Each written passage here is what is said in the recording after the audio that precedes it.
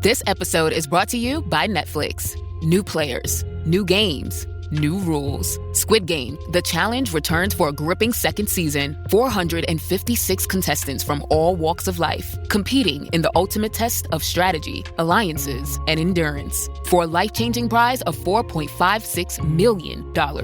With stakes this high, why make friends when you can make millions? Watch Squid Game, The Challenge Season 2, only on Netflix November 4th. This podcast is brought to you by Carvana. Carvana makes car selling fast and easy from start to finish. Enter your license plate or VIN and get a real offer in seconds, down to the penny. If you accept, Carvana will come pick up your car from your driveway. Or you can drop it off at one of our car vending machines. Either way, you get paid instantly. It's fast, transparent, and 100% online. Car selling that saves your time. That's Carvana. Carvana. Pickup fees may apply. Atheists, agnostics, long-haired weirdos, short-haired weirdos, vandals, hooligans. The government, hug the government, love the government, hug the government, love the government, hug the government. Welcome to The Politics Guys, a place for bipartisan, rational, and civil debate on American politics and policy. I'm Northern Kentucky University political scientist Michael Baranowski. My guest today is former Democratic activist and author Lisa Ekman, whose recently released book is titled Deprogramming Democrats and Uneducating the Elites, How I Escaped the Progressive Cult. Lisa Ekman, welcome to the show. Thank you so much, Mike. It's my pleasure to be here. So I'll start by mentioning to listeners that you and I actually have something in common. We've both made significant ideological transitions. Now, listeners will know that I went from kind of right of Ronald Reagan to sort of center left now, and you've done the opposite transition. You've gone from left to right. And so can you maybe, before you talk about that transition that you made, can you talk a little bit about what your political views were before your, I'll call it, I don't know, awakening, realization, whatever you want, whatever term you want to use, and kind of how involved you were in Democratic politics at that point? Sure. So, I'll start with my parents. My parents, I would say they were classical liberals, JFK liberals from, the 1960s. They were hippies who didn't do drugs, even though some people might say that's an oxymoronic statement, but that was them. They believed in freedom. They believed in our Constitution. They were patriotic. They believed in the American experiment. They believed, they might have called themselves humanists. They believed in equality and the value in human beings, that everyone should be treated with respect until they give you a reason not to, and then you should double down and express love and really try to treat them with the respect that they're not treating you with. And, I think that would sort of give you an idea of who my parents were, and that my parents were very, very clear about the value of education. And that, being educated to them meant that you had you could be a better citizen. And back in those days, I think going to college really meant a huge difference in your ability to succeed economically in our country. So there was never really a question of, are you going to college, but what college are you going to go to? And can you maybe get some economic help for us with that? And so, I did that. I went to college. I got a bachelor's degree in communications. I have a master's in social work, and I also have a law degree from Georgetown. And so I spent a fair amount of time getting educated. And my politics were really very left. I was very much a Democrat. I caucused for Michael Dukakis when in the first election that I was really politically active in. And I can say happily he did win the little district that I was doing door to door for him. But I went to Washington, D.C. right after I earned my master's in social work through a program called the Presidential Management Internship Program. It's now the Presidential Management Fellowship Program, and it was a program created by Jimmy Carter to draw people with graduate level education into federal service, attempting to get them managers for the future for the federal government. I was hired directly to work for a political appointee at the very tail end of the Clinton administration in 1999. And I was working primarily on disability employment policy at the Social Security Administration at that time. And I spent the next approximately 20 years working on disability policy and advocacy, first at the Social Security Administration. And then through that program, I was actually detailed to the United States Senate, where I worked for a couple of what would have been referred to as the liberal lions of the early 20th century, or late 20th century, early 21st century, Ted Kennedy and Tom Harkin. And then also worked for a number of nonprofits in different capacities, worked for government contractors, helping to implement government programs around disability. And during that time is actually when I earned my law degree at Georgetown.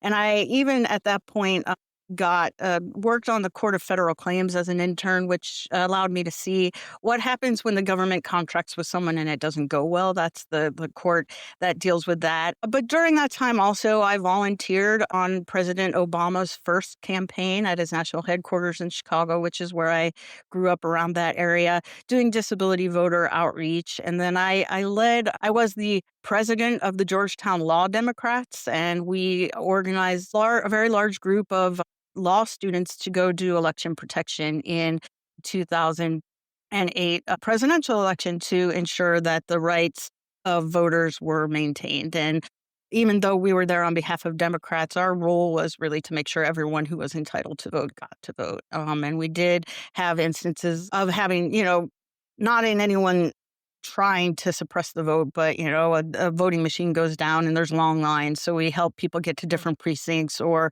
get the hours extended and those kind of things. So I was pretty hardcore into the Democratic, politics. The way I would describe it, just because I don't also want to overstate it, is I made my way to the outside of the inner circle. I wasn't at the tables all the time with the president or the Speaker of the House, but I was in meetings with their staff, their top staff, and sometimes the Speaker and that kind of a thing. I spent a fair amount of time walking the halls of Congress, talking to staff. I was invited to testify as a Democratic witness, always in front of congressional committees, especially about the Social Security disability programs. And so I would say I bled blue and got to a point where I would have said, vote blue no matter who. So I was really entrenched in the Democratic mindset, within the Democratic circles. In D.C., not that this doesn't happen anymore, but when I moved there, I had a fair number of Republican friends, and there were social opportunities across the aisle. Over time, that kind of disappeared, and you saw very much, and that was the case too with, for example, in the Senate. There used to be dinners, where senators from both parties would have dinner together, and there was like an a cappella singing group that was of both party members and things like that. And over time, I think in the 21st century, you saw that completely change.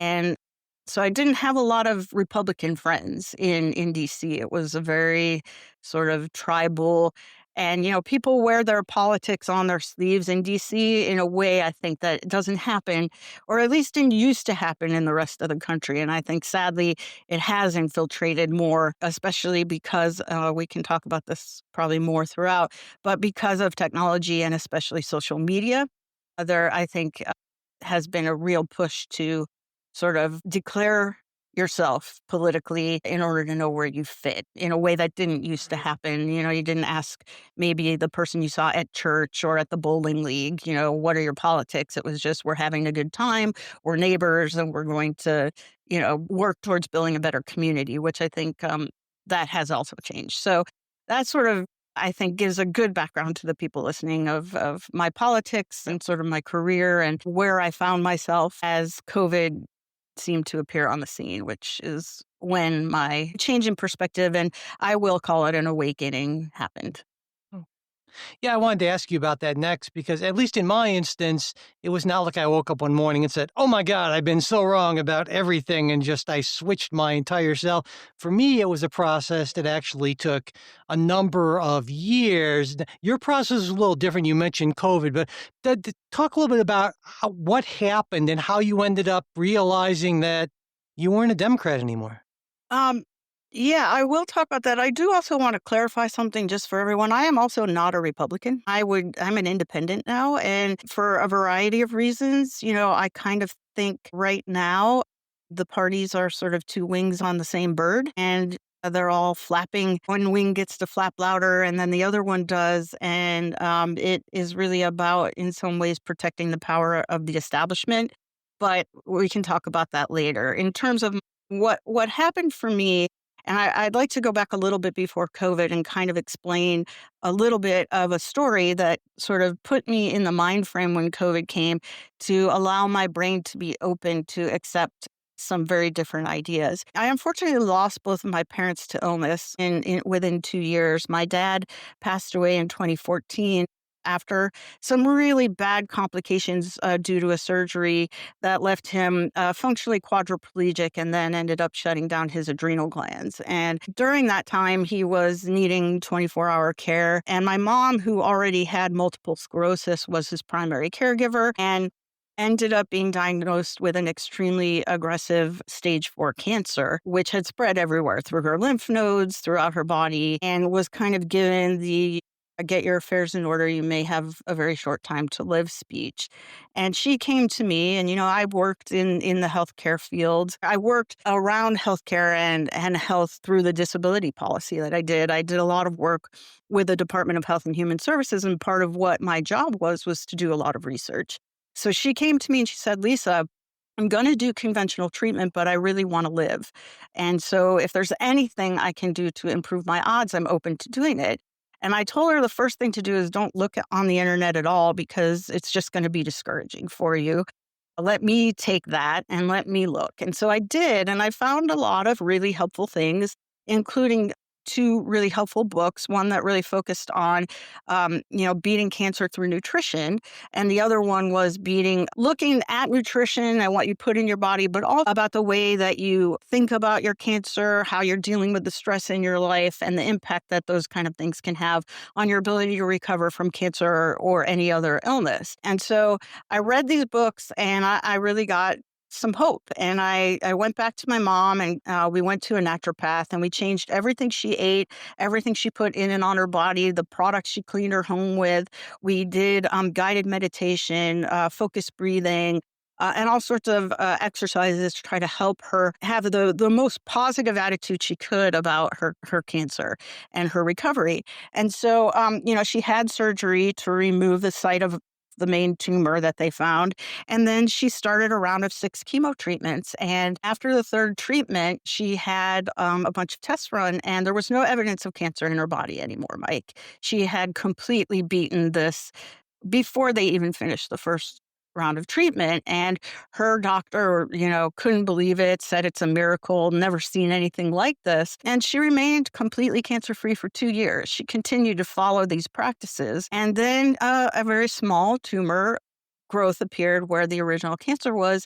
And she had 1 chemo treatment and it shut down her kidneys and she died. And so this was a really eye-opening experience for me. I also will say that I changed entirely the way I ate and what I put on my body, the water I drank, everything as well, because once you read this stuff, you can't unlearn it. And it did, in my mind, raise a lot of questions about the health advice that we were getting from the agencies that I trusted so much and I had worked so many years with that I believed had our best interests in mind, but based on, and I should also say that these books that I read were very scientifically backed. They were backed by studies. There was data and evidence throughout them, very well researched, very well written.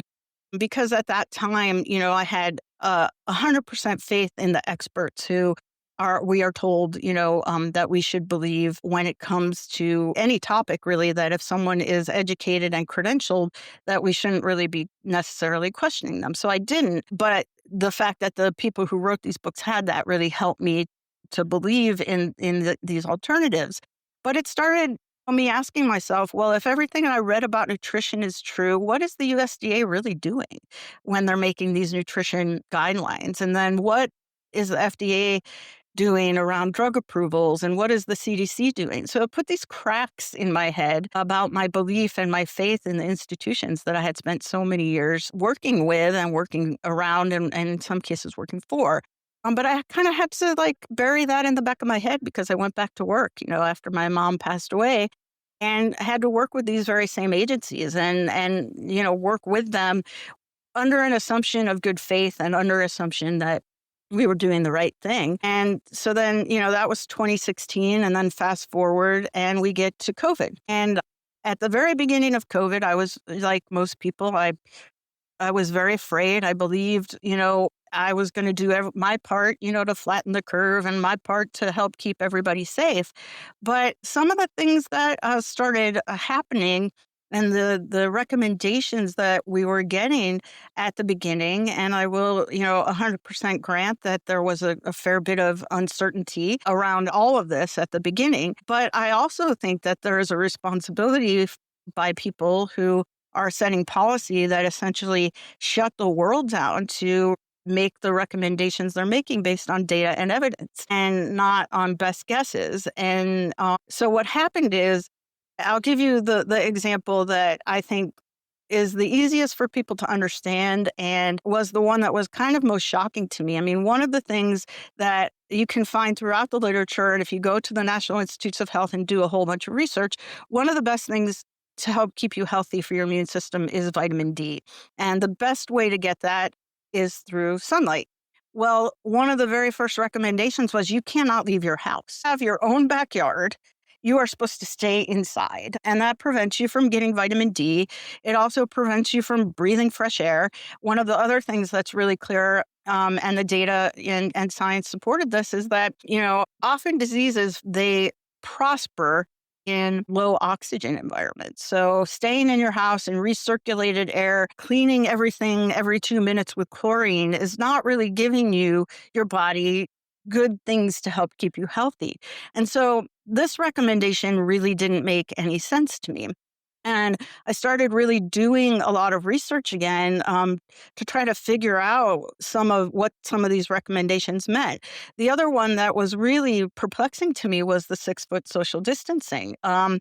And I said, okay, well, from maybe a common sense perspective, if you stay far enough away from someone, you'll be less likely to catch something they might have. But again, I'm looking for the data and the evidence to support it. And it turns out there was none. And that has since, Anthony Fauci, I think in 2023, maybe in a hearing said, yeah, it just kind of appeared and we just kind of went with it.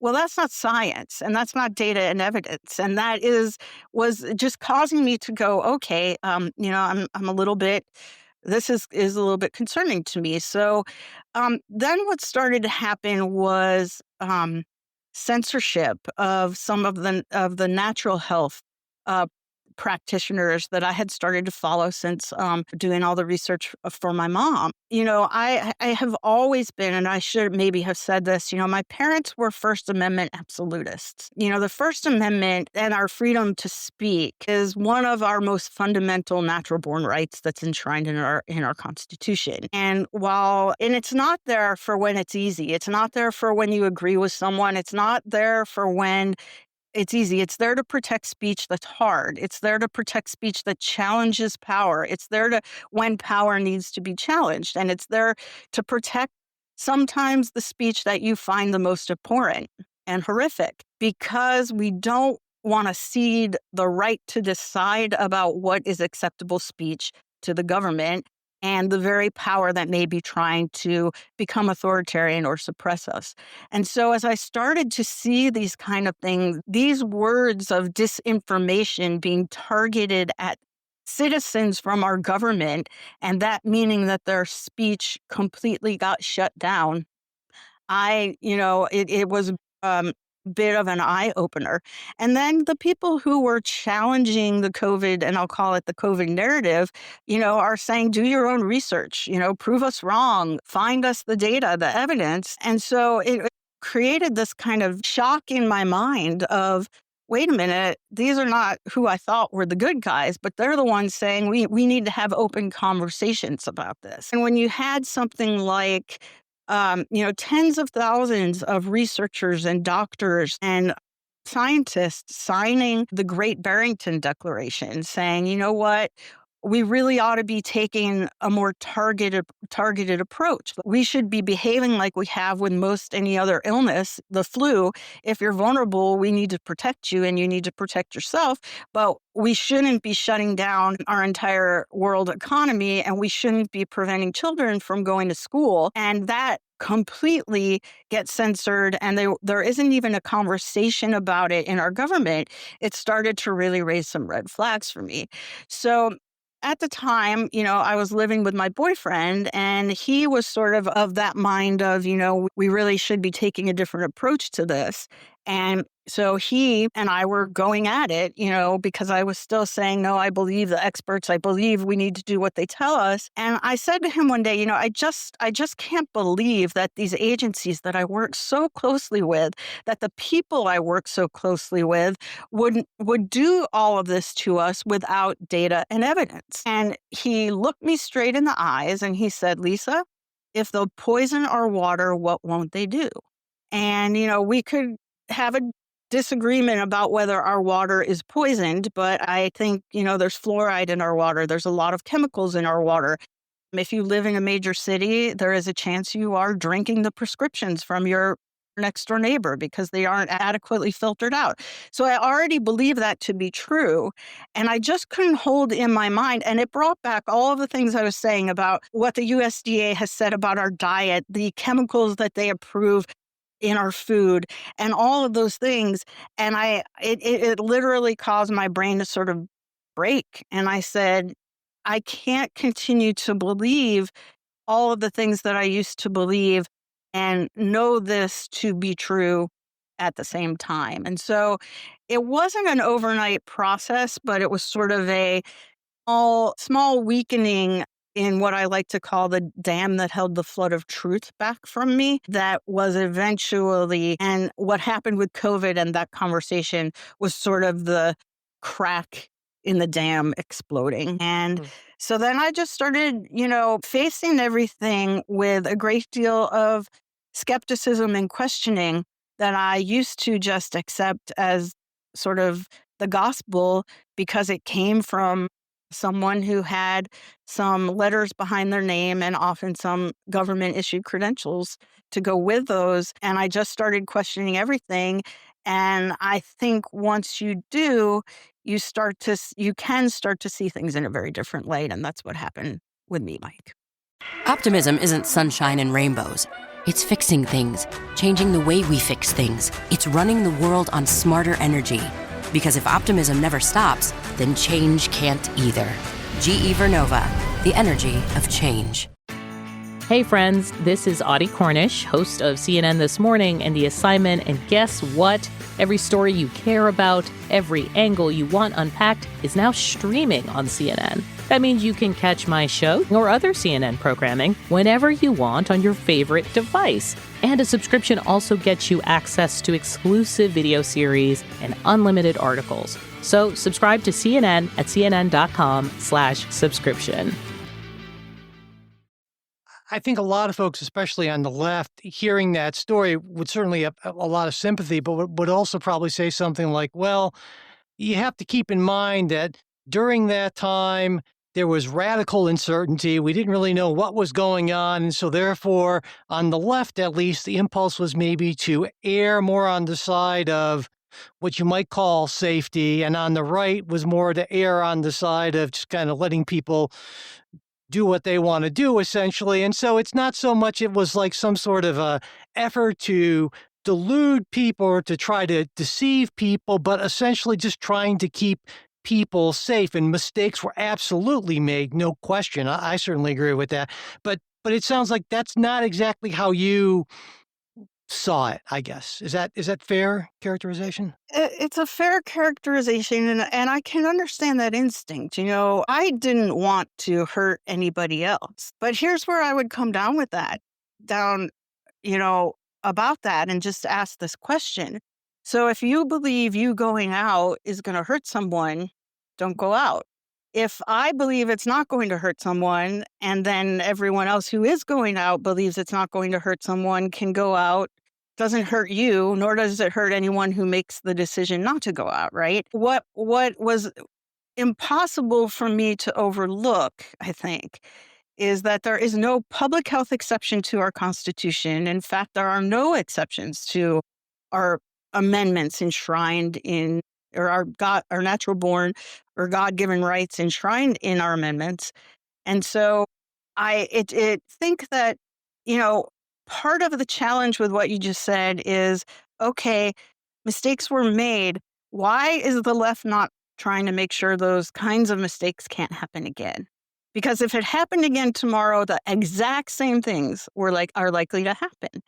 And so we people who believe that these huge mistakes were made and that, we can't, for example, we cannot go back. If you look at the CDC data, and I have a lot of this in my book, Mike, because most of the data around COVID is straight from the government. Children were never at any risk. Not a single healthy child died from COVID, okay? We can't go back and fix what the developmental delays and the horrible outcomes for these children, right?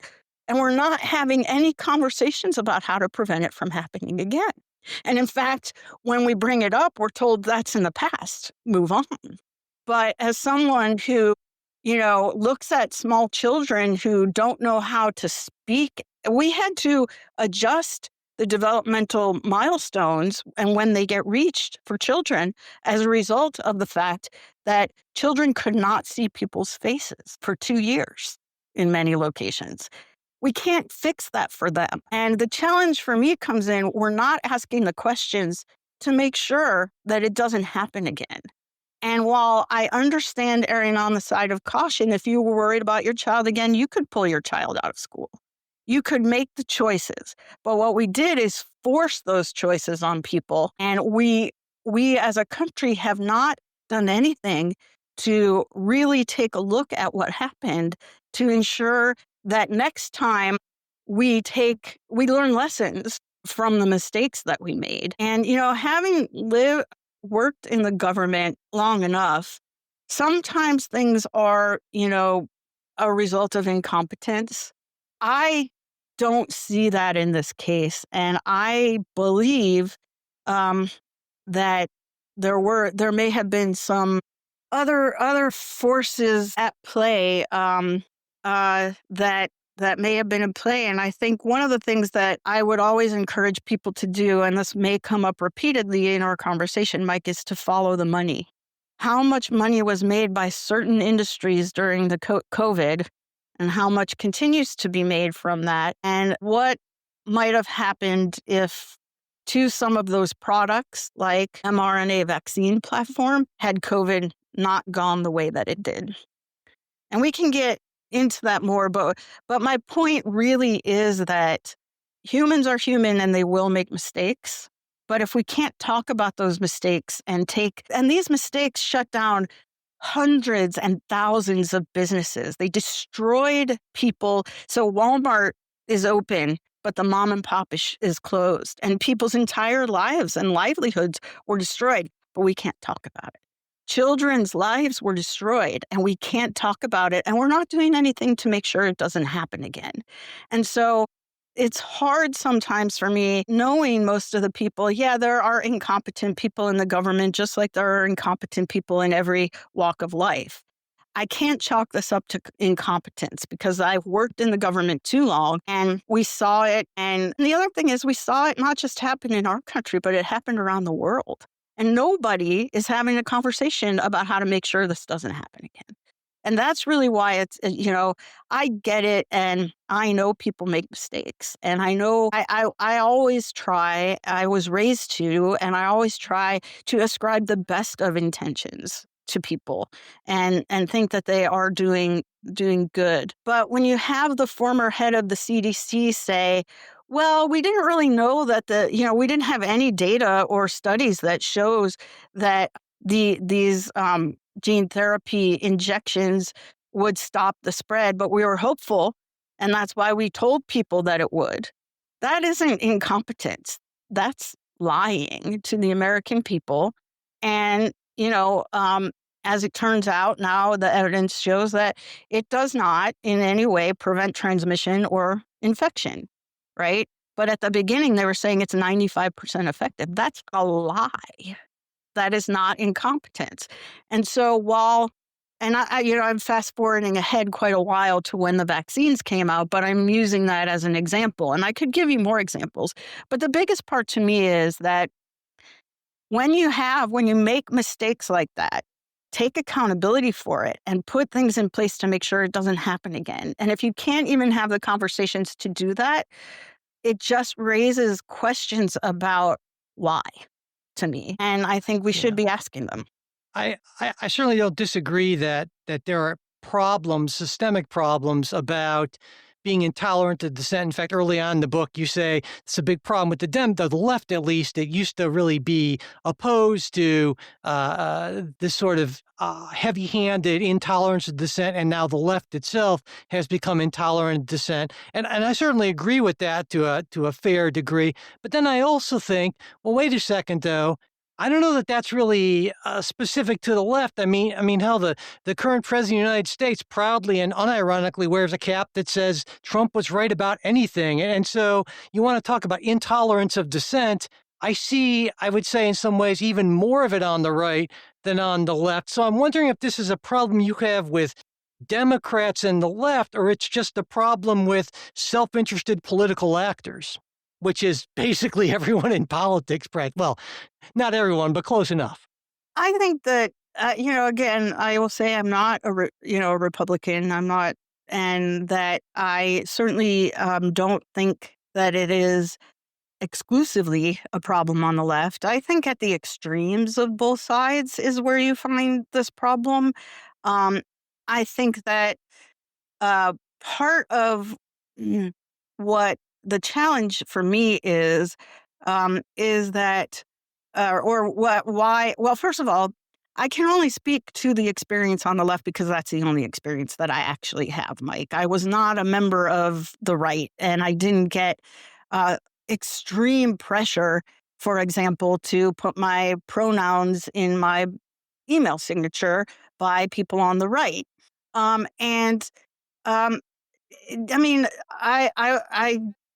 I cannot defend everything that President Trump does, and nor am I here to do that, nor am I here to defend everything that people on the right do. What I will say is that in general, and there are exceptions to this, a lot of people on the right and in the middle, center left, center right, really just want to be left alone and aren't asking you to do something for them or that is having beliefs. I think what it is that I started to see, and again, I was in, the very center of the left machine. And so I think the pressure I saw and the kind of groupthink that I saw may have been much greater there than it is, out in any other place in the country. But there is this assumption that you have to think like me or you are a bad person. And that's from the get-go. If you want to have your own opinions about what the definition of sex and gender are, you have some kind of phobia, which is an irrational fear of something, which if you have that based on your religious beliefs or your belief in biological science, that's not a fear in any way. It's your own thought and your own belief, which you should be entitled to have. So when you start trying to force me to use certain language or force me to think in a certain way, that's when I really think you're getting into intolerance.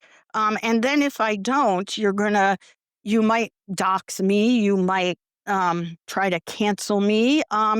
That's when I have a real problem with it. And, I think that one point I'd also like to make as a free speech absolutist is that your right to speak freely doesn't mean you're immune from consequences of that speech, okay?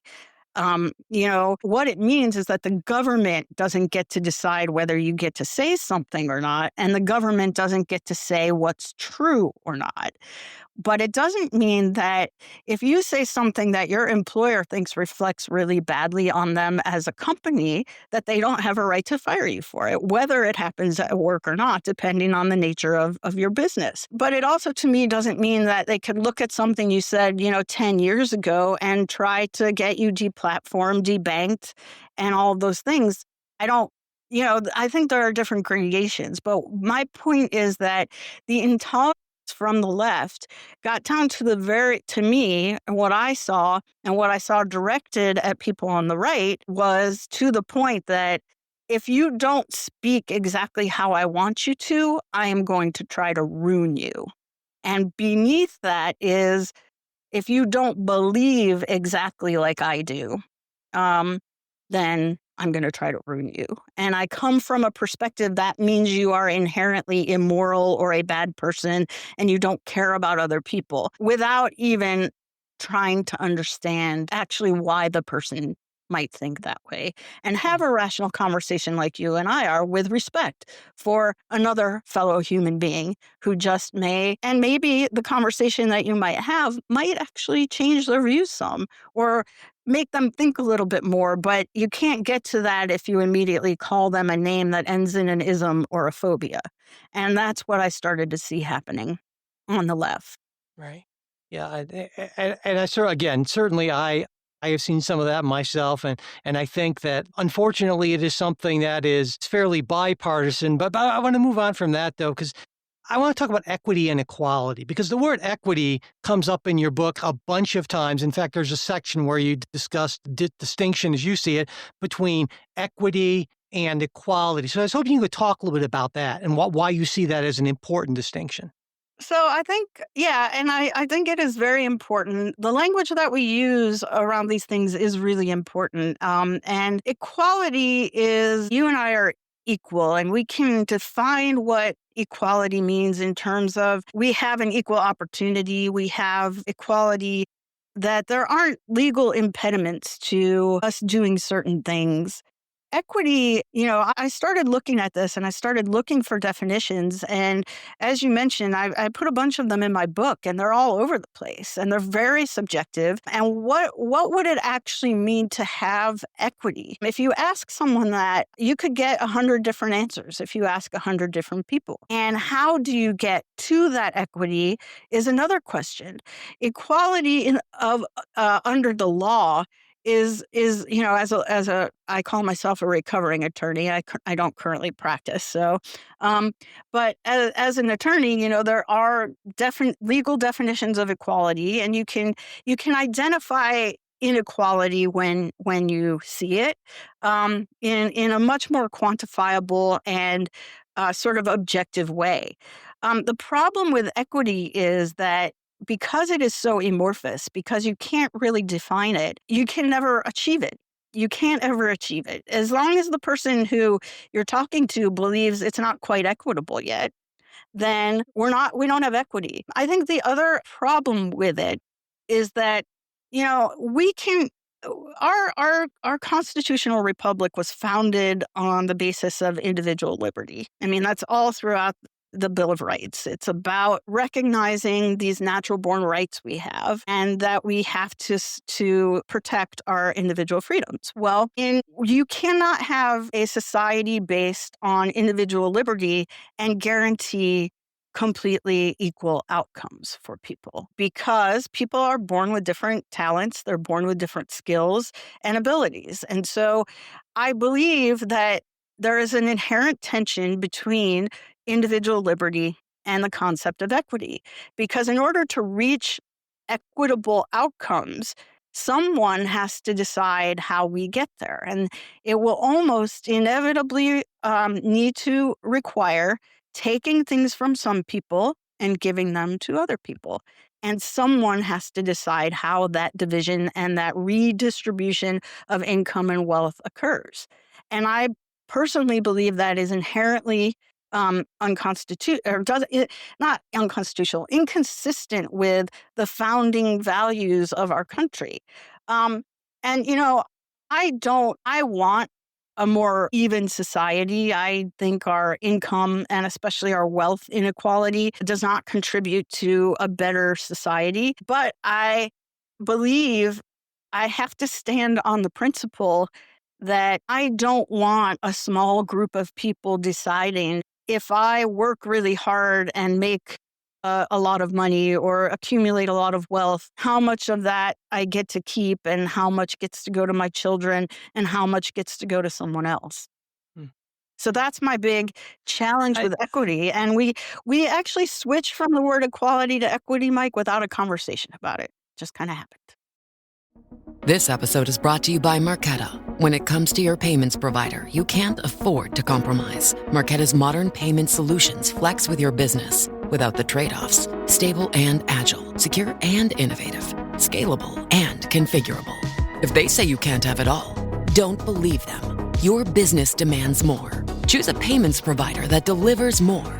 Choose Marqeta. Visit marqeta.com/Spotify to learn more. Ah, Smart Water Alkaline with antioxidant. Whoa, that's refreshing. And a 9.5 plus pH for every way you move. I did take a Spain class today. Restoring like a pro. Smart Water Alkaline with antioxidant. For those with a taste for taste. Grab yours today. I think on the left, a lot of folks would say, well, what we see the difference as is that we feel like on the right, a lot of people are saying, well, equality, no special favors for anyone, right? Colorblind, race-blind society. And I'm all for that in theory. But I think where equity comes in is people say, on the left at least, like myself as well as others, would say, well, it's like saying there's this 100-yard dash and everyone should be treated equal, but you got this one kid who got these running clinics and got the fanciest shoes and all that, and then you got this other kid who's just in a pair of, Chuck Taylor All-Stars, never had any training, and go. Well, it shouldn't be surprising that the kid with all the advantages is going to win, and so therefore the goal of equity is to ensure not that they're both running on the same track, but that they also have, at least to the extent possible, the same sort of advantages to train and do those kind of things, whether it's a running race or getting into colleges or what have you. And that's, I think, for a lot of us on the left, a very compelling sort of vision. And I think, let me think a little bit about how exactly to phrase this, because Sure. I think any of the characteristics you might take, if you might say sex, man versus woman, there have been a lot of things to help women succeed, or black versus white, or whatever you want to take. I think to say that there are people within all of those groups who have succeeded despite the hurdles, and and there are people within each of those groups who face those same hurdles. So, for example, I'll use this example. If you look at, and this is on income, not wealth, because we have some historic wealth disparities that I can't really address with this particular point, but income. If you look at two factors, and that is the socioeconomic status of the family, as well as whether a person was born into a single parent household or had two parents, almost all of the income outcomes of race disappear. Okay. So to say that a certain group has these impediments, I'm not sure I would agree on the premise in many cases. I also think that, again, I will go back to the fact that each individual is born with different skills, talents, and abilities, and that it may not be the case that everyone should be able to succeed at every activity. If you happen, like I am never going to be in the WNBA. I'm 5'3", and I've never been a good basketball player. Okay. And so you're not, no matter what you try to do to even us out, I'm never going to be a good WNBA player. And so some of the barriers are simply barriers because of my natural skills and abilities. I also think, and I know we're going to get into this more later maybe, although I do see we're coming up on our hour soon, but I think that we in this country have valued one type of intelligence, and that type of intelligence is the kind that allows you to succeed in school. And we have undervalued a lot of other types of intelligence, of creativity, of innovation, of how do I put it? Sort of mechanical intelligence. If you put a broken machine in front of me, it's likely to stay broken, But there are certain people without any training, you put it in front of them and they get it working within 10 minutes. And we've kind of told everyone that the answer to a better life is more education. which belies the fact, it doesn't take into account the fact at all that certain people are just, and I'm not saying certain races, I'm not saying certain genders, people have different abilities, but we've only valued that one certain type of intelligence. So we've pushed everybody down the same road. I mean, when I went to high school, there were great technical high schools. If it looked like you weren't going to college, you could go and start your HVAC apprenticeship while you were in high school. You could learn these other types of skills. And we sort of got rid of that. And we focused on getting people into STEM, into science, technology, those kind of things, which, with the advent of AI, I hope, a lot of them still have jobs in 5 years. But basically, that isn't going to work for a lot of people with different types of skills, abilities. And so we pushed everybody down that one road. And now we find ourselves I guess what I'm saying is that the hurdles you're talking about depend on the destination that you're picking. Sure. Hurdles are going to exist if you're trying to get to a destination that you're not really skilled to get to. And right. If I tried to go be an HVAC apprentice, I think there'd be a lot of hurdles for me. Right. Maybe part of that is because I guess, yeah, and I certainly, I absolutely agree with that. I think there's anyone who denies that is just denying human nature and differences in human ability. But I'm thinking more along the case, like, for instance, I'll take my own example. I came from sort of a lower middle class upbringing. My mom was a high school teacher. My dad was a carpenter, and I didn't have fancy prep courses or things like that or any of that sort of stuff. I'm a reasonably bright guy. I went to a decent school, but I feel like if I'd been put in a different environment with more advantages and more enrichment activities, I think they call them nowadays. They weren't that in the 80s. I don't know what they were. But anyway, I feel like there were certain advantages, and I was actually reasonably well off in that compared to other kids I knew in my neighborhood. So it's those kind of things I'm thinking about. I'm not questioning that kind of basic premise of what you're saying, but surely there are smart, motivated people who could do much more, but they're being held back by systemic problems. And that, it seems to me, is reasonable to say, well, equity can actually play a role in this, even if it can't in that sort of grand way that maybe some utopians want to think, well, everyone can be a nuclear scientist or something like that, because of course that's not the case. Yeah, and I don't, I also don't 100% disagree with what you're saying, Mike. Although I also think, we value so much in our society about how much money did I make and how much prestige does the job that I have. And I mean, there are a lot of people in this country who would look at what your success was and just say, I wish I could have gotten that success. But we can always look at someone else and say, I could have done better. I could look at my Georgetown law degree and say, well, I could have gone to Harvard if only I had, because I didn't get fancy prep classes and not prep school and not all of that either. I would say we were upper middle class, but not until I was close to graduating high school. So, and, my parents both, my dad was a principal and my mom was a realtor, we weren't going on lavish vacations and all those kind of things.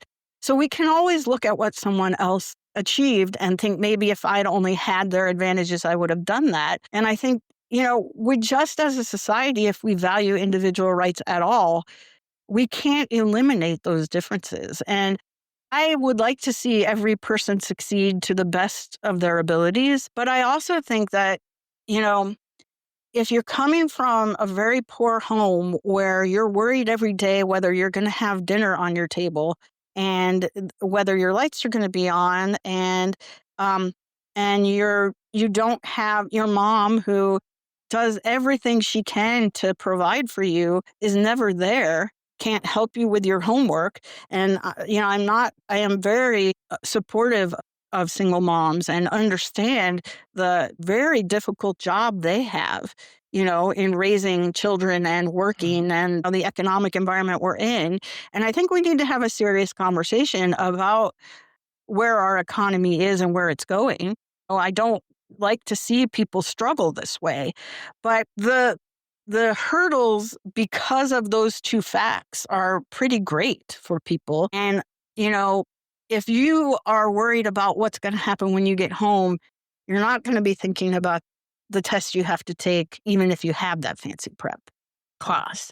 So, these are big issues, and I just have a lot of concern if we go too far down the road of ignoring individual rights in order to achieve some outcome. Because when countries have started down that road, it usually is a pretty slippery slope into pretty severe restrictions of individual rights. Well, I wanted to ask you about that. And in fact, in the book, another word that comes up a lot is communist. And honestly, I know a lot of people on the left, and almost no one I know wants communism. I think if there's any real consensus on what the left wants, and that's always a dangerous thing because, God, the left is a mess. But I would say that as a general, what we want, I will speak for the left here, a sort of a social democratic state like a lot of the Nordic countries. And, these are countries that are routinely ranked as some of the happiest in the world. They seem to be doing really well. And so a lot of us on the left say, well,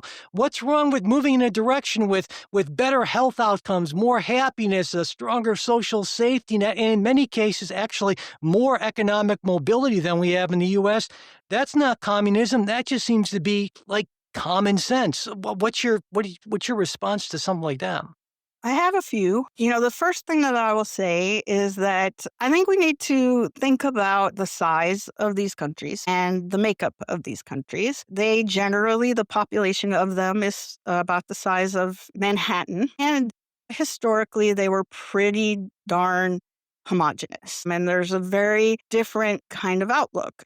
I think there's a couple of other things that I would say is that, they pay a lot of their income in taxes. And I think that there is, to my understanding, almost complete, in many of these countries, complete unionization. Wages are set with the government in those union shops. And that, I haven't heard a ton of innovation and a lot of, new companies and big ideas coming out of Nordic countries. And I think that, we are not starting from the same place that these Nordic countries did. And I think a big part of that, and, I think this also played into some of the challenges we faced during COVID, is that we are an extremely unhealthy country. Our healthcare costs are out of control, and our GDP, almost 18% of it goes to healthcare. $1 of $5 in this country is generated because people are very sick. I think you would face a really different circumstance trying to get to like single payer, for example, in this country because of that. I think that, we also, I think, and I should look at this, one of the things that you also probably saw in the book is that I think what has happened, I do want to just point out, Mike, that you sit in the center left, I would say. There are a lot of communists on the left. There are a lot of them, and their rhetoric sort of overpowers sometimes some of the moderates in the middle. There is, and if you look at, and I'll give you an example, the way that younger people are being taught in the schools is very anti-capitalism. It's very anti-America. And, I was just talking with someone on a different podcast, and he let me know, and he considers himself on the left as well, that his 15-year-old son, they are going to be holding a trial. They're putting Christopher Columbus on trial for genocide. So my point being is that the education you and I received is not the same that the education that young people are. And I think if you talk to a lot of Gen Z, especially women, not exclusively, but there is a strong communist sort of anti-American deconstruct, tear it all down, anti-colonialism narrative running through that. And I think that when it comes to using the Nordic countries as our example, I think it's really, really hard to compare what a smaller country that, whose population would fit in some of our smaller states that has a very different starting point And, we also are facing one of our big challenges is that we have not at replacement rate even for our population. And that creates a lot of challenges in a social democratic country or system because it's the young people who are paying for the old people. So even moving towards that. But again, if I own a factory, I don't want the government telling me what I have to pay my workers. And I think that's where, not that we have any factories, that's another problem we have in our country is that we've outsourced almost everything that we make or build or create. But, how do you get from where we are to something that resembles, these Nordic countries without taking things away from a lot of people who worked really hard to get them and infringing on their individual rights to enter into contract with other individuals under the terms that they can negotiate themselves?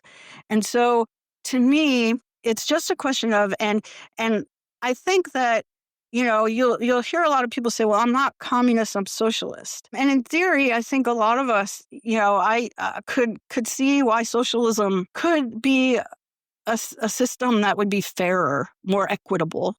However, I can't point to an actual socialist country, and there are quite a few that tried, and guess where they all ended up? Because the problem is once you say to the government, you get to make some of these decisions. Here's my experience in D.C. And I think the Patriot Act showed this. Once you start giving power to a government, you don't ever get it back. And they keep taking more and more power.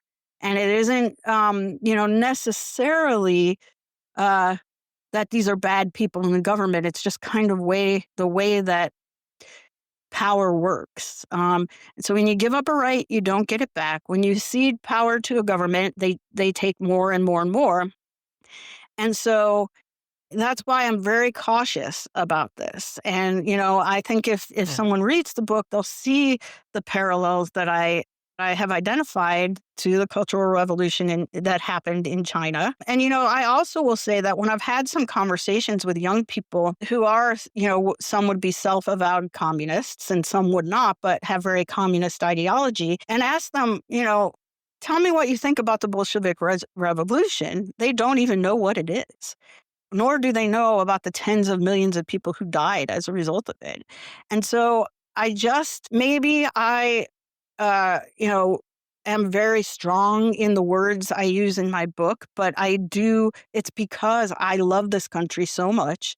And I really want to make sure that we don't unknowingly act like that frog sitting in the pot where the water just keeps getting turned up. And then all of a sudden we're facing starvation because all of the farmlands have been confiscated in order to create an equitable distribution of resources.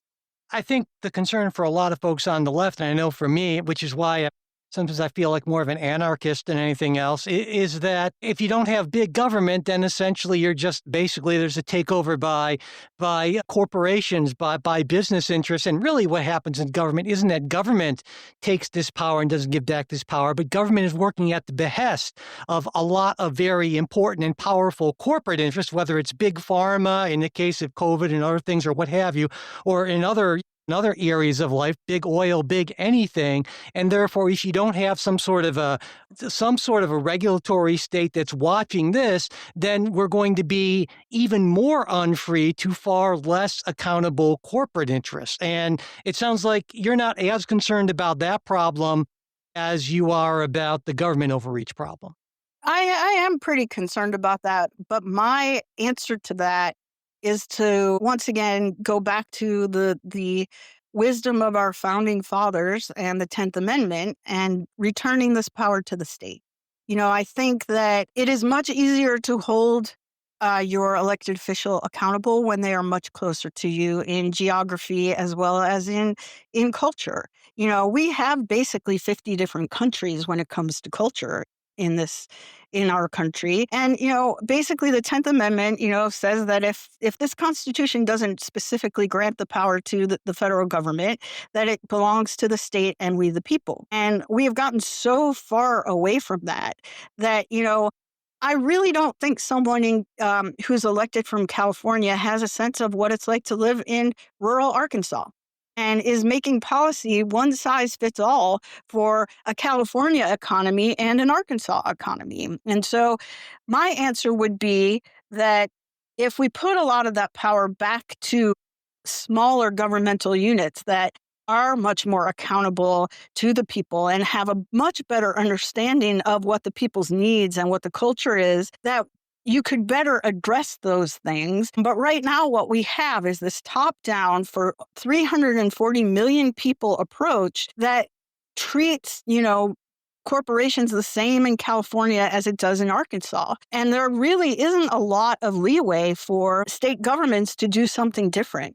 There are certain there's so much regulation and red tape coming from Washington that it's almost impossible. And it's not just the regulation and red tape, it's using the power of the purse to essentially say, well, yeah, you could do that, but you'll lose all your highway funding if you do. Yeah, you could do that, but you'll lose all this funding if you do. So their citizens of that state are sending all this money to Washington, D.C. that then gets doled back out to us. And at this point, I would 100% agree with you. Our government is way more responsive to the lobbyists who pay them $4.6 billion in 2024 than they are to the voters who sent them there in the first place.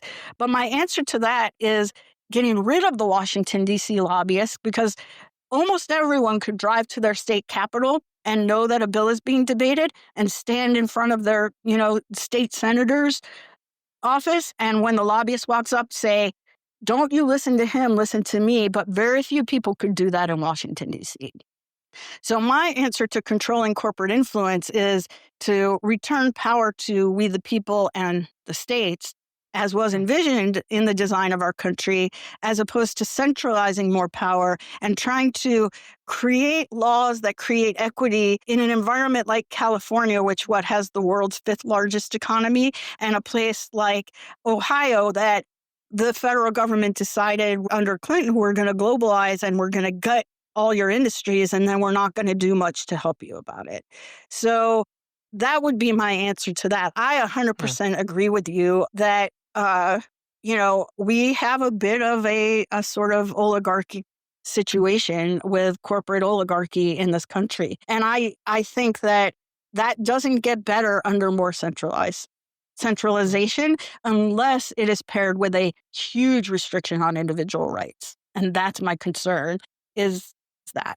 So it sounds like that kind of leaves you right now as a woman without a party, because certainly at least the Trumpist Republican Party is all about centralized power, and the 10th Amendment seems to be a forgotten sort of thing. It's like, it sounds to me like you've become sort of a traditional conservative in many ways in an era in which almost nobody is a traditional conservative, even in the Republican Party. So where does that can't leave you in a very optimistic place? I don't know, but maybe as we close, you can give me some reason that you're feeling optimistic, even if you have to reach a little bit for it.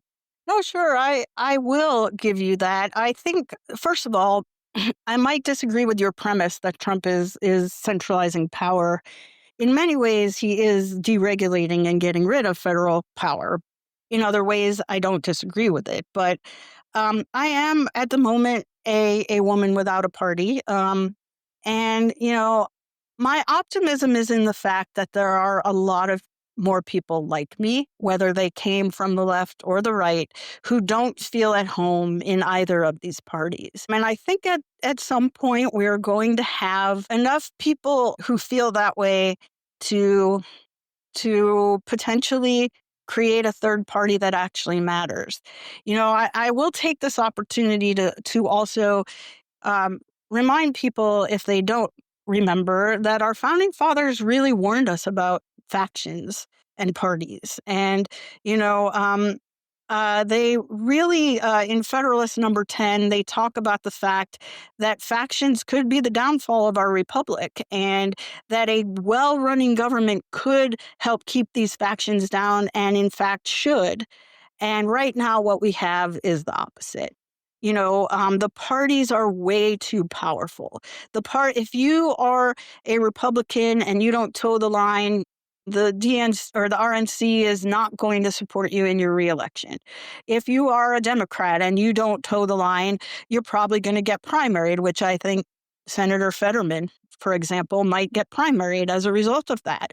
And, so my optimism comes from the fact that I can sit and have this hour-long conversation with you, Mike, and we're not getting angry with each other. We're listening to each other. We really want to understand where we're coming from.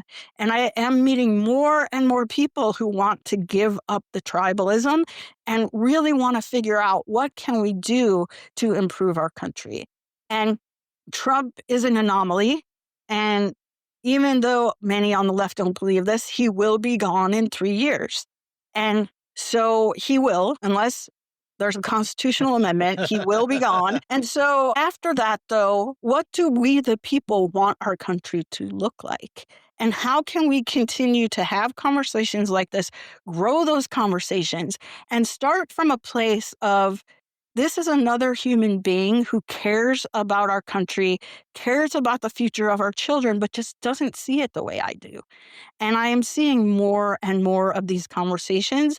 And it might be that we need a third party. The reason I have some optimism for a third party is that because I think this one is going to be at the middle and not at the extremes. And every other third party has always been on the extreme end. And right now, I think about 40% of people view themselves as independents. We don't need too many more than that to win an election. And it's how can we get there? But that's the optimism I would end on. Well, I always like to close on an optimistic note, and so we'll end things there. Again, the book is Deprogramming Democrats and Uneducating the Elites, How I Escaped the Progressive Cult. Lisa Ekman, thank you so much for taking the time to talk with me today.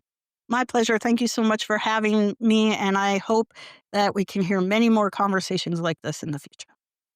Thanks for listening to this Politics Guys interview. If you have a question or comment for us, we'd love to hear from you. You can reach us at mail@politicsguys.com. If you're not already a supporter of the show, we hope you'll consider becoming one. Supporters get ad-free versions of everything we release, our full-length midweek episode instead of just a preview, and access to our Politics Guys Discord group. It's a fun place with a great bunch of people. You can support us on Patreon, where you can even sign up for a free trial. And if Patreon isn't your thing, or you're a current supporter and want to give us a little extra one-shot contribution, you can support us on PayPal and Venmo too. You'll find links to all our support options at politicsguys.com/support and in the show notes. If you'd like to get our full-length midweek episodes, but you're not in a position to financially support the podcast right now, just email me. I'm at mike@politicsguys.com, and I will be happy to get that set up for you. And whether you're a supporter or not, we'd appreciate it if you could subscribe, rate, and review us on whatever podcast app you use, as well as sharing episodes on social media. And finally, a very special thanks to our wonderful executive producers. They are Wilma Moreno, Daniel Toe, Ryan Beasley, Don Oglesby, Derek Schmidt, Dakota Heath, Jason Chrysler, Dave Dean, Jeremy Larson, Brian Matza, and Jody Marie Miller.